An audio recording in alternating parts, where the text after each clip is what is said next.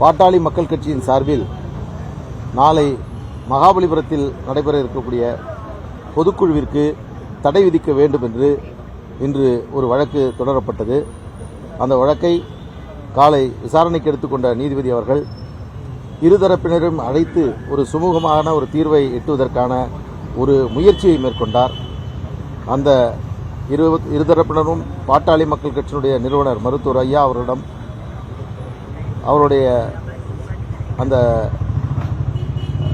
விசி video conference மூலமாகவும் அன்புமணி ராமதாஸ் அவர்கள் நேரடியாகவும் சந்தித்து அது பேசினார்கள். அதற்கு பிறகு அதில் என்ன பேசினார்கள், இருவரும் என்ன நடந்தது என்பது அவர்கள் மூவருக்கு மட்டும்தான் தெரியும்.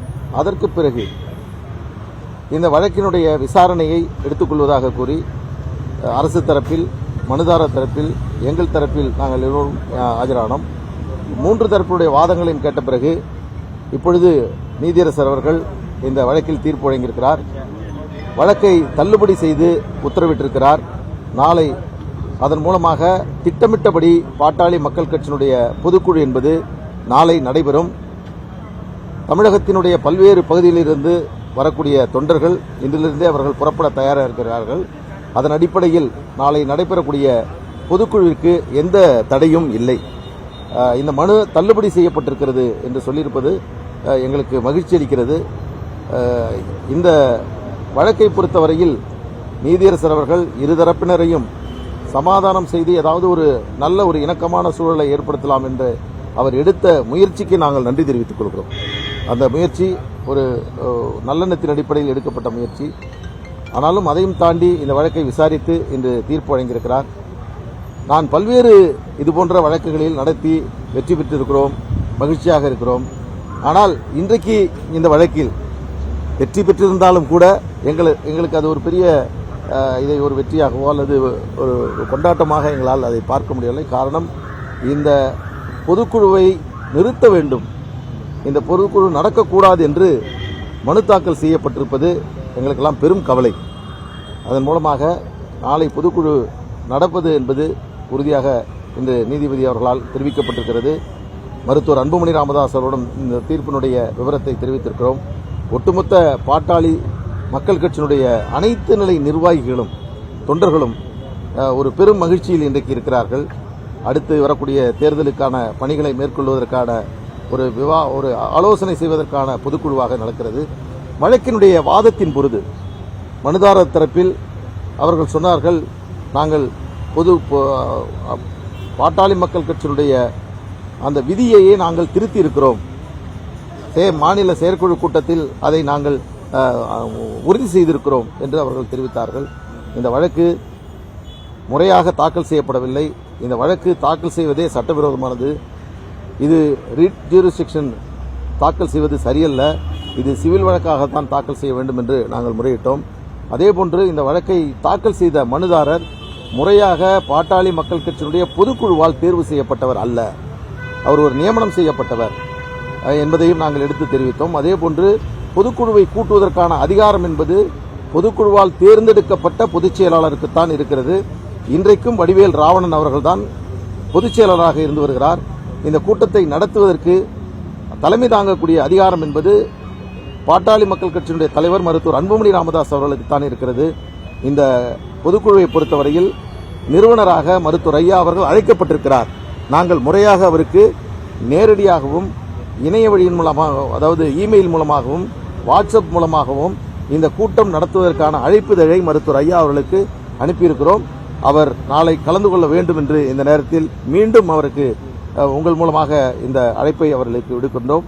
நாளைய தினம் கட்சியினுடைய எதிர்கால செயல்பாடுகள் குறித்து நாங்கள் விவாதிக்க இருக்கிறோம்.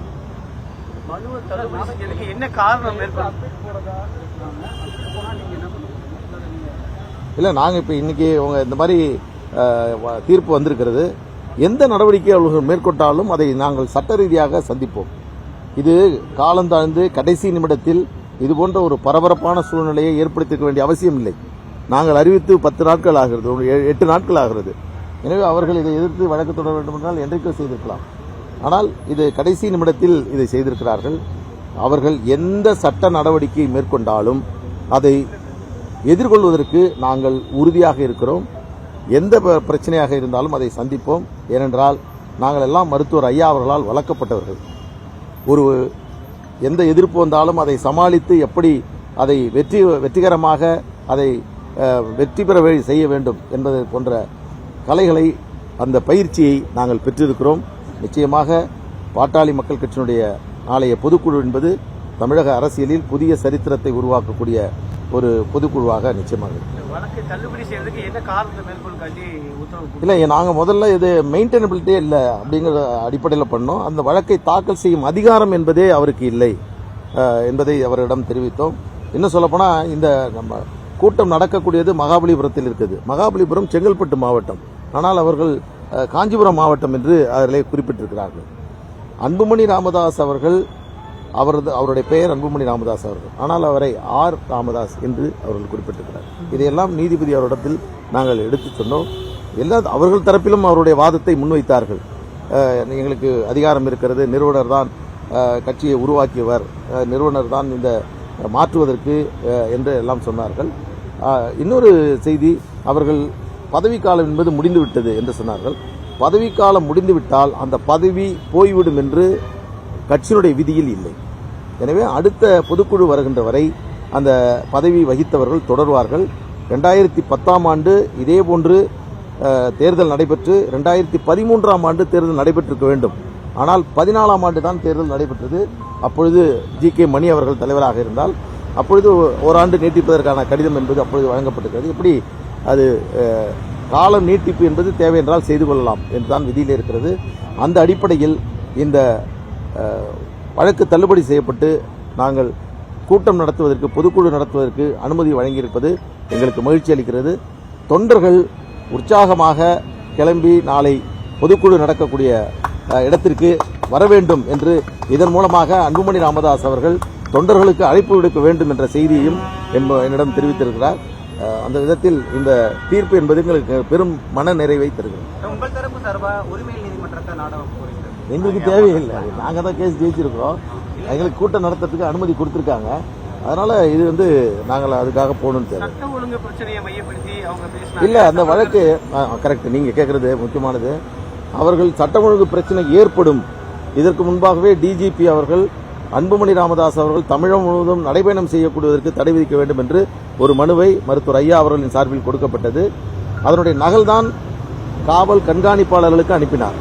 எனவே அதற்கு பிறகு அன்புமணி ராமதாஸ் அவர்கள் 2 கட்ட பயணத்தை தமிழ்நாடு முழுவதும் மேற்கொண்டார். எந்த சட்டம் ஒழுங்கு பிரச்சனையும் இல்லை. இன்றைக்கு நாளை மகாபலிபுரத்தில் நடக்கக்கூடிய இந்த பொதுக்குழு என்பது அது உள்ளரங்கு பொதுக்குழு, ஒரு ஹால் மீட்டிங் அது. எனவே அதற்கு காவல்துறையோட அனுமதி என்பது தேவையில்லை. அங்கே சட்டம் ஒழுங்கு சூழல் ஏற்பட்டால் அது குறித்து அவர்கள் நடவடிக்கை எடுப்பார்கள். அரசு தரப்பில் ஆஜரான வழக்கறிஞர் அவர்களும் நடைபயணம் தொடர்பாக நாங்கள் உரிய அனுமதியை சம்பந்தப்பட்ட காவல் கண்காணிப்பாளர் வழங்க வேண்டும் என்று அறிவுறுத்திருக்கிறோம். அதன்படி அவர்கள் நடந்து கொண்டிருக்கிறார்கள். நாளை நடைபெறக்கூடிய கூட்டத்தை பொறுத்தவரையில் அது உள்ளரங்கு கூட்டம். எனவே அங்கு சட்டம் ஒழுங்கு ஏதாவது பிரச்சனை ஏற்படுகிறதா என்பதை மட்டும்தான் நாங்கள் கண்காணித்துக் கொண்டிருக்கிறோம். அனுமதி வழங்க வேண்டிய தேவை என்பது இல்லை என்பதை அரசு தரப்பினுடைய வழக்கறிஞர் நீதிமன்றத்தில்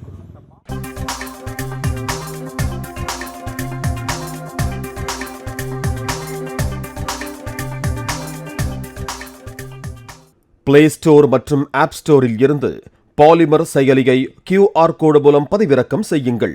செய்திகளை உடனுக்குடன் பெறுங்கள்.